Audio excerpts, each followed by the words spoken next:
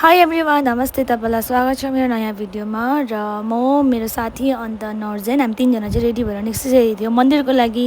हाम्रो सेकेन्ड गोर्खाबटा लाइनमा चाहिँ यहाँ दुर्गामाको मन्दिर छ। अन्त एभ्री इयर टिकाभन्दा एक दिन अगाडि चाहिँ यहाँ डान्डिया नाइट हुन्छ, जसलाई गरबा पनि भन्छ। र मन्दिर पनि हेर्नुहोस् कस्तो मजाले सजाउनु भएको छ। अन्त योपालि चाहिँ भिड पनि थियो, किनभने बाहिरको मान्छेहरू बेसी आउनुभएको थियो र लेडिजहरू पनि आइसक्नु भएको थियो। पुरा भिड थियो हामी जाँदाखेरि चाहिँ। अन्त यहाँ डान्स पनि सुरु भइसकेको थियो, लेडिजहरू, आन्टी, दिदी, बच्चाहरू पनि सबैजना खेलिरहेको थियो। यसरी नै रमाइलो हुन्छ एभ्री इयर र हेर्नु मान्छेहरू पनि हेरिरहनु हुन्छ डान्सहरू गरेको होइन। अन्त मेरो छोरा पनि डान्सर हो नि त। अन्त ऊ त्यहाँ नाच्दा नाच्दा बदमास गर्नु थाल्यो। बदमास त यस्तो डेन्जर गर्यो उसले। अन्त बेसी बदमास गर्यो भने चाहिँ मैले पक्रेर यसलाई दुई फोनको यसरी घुमाइदिएको थियो। त्यसपछि म एकछिन रिकर्ड गर्न जानु पऱ्यो भनेको त यहाँ मान्छेसँग आफू पनि रिकर्ड गर्दै रहेछ आँसु चेको फोनदेखि। हेर्नुहोस् न त्यहाँ एकदम ठुलो मान्छे चाहिँ रिकर्ड गर्ने अरे।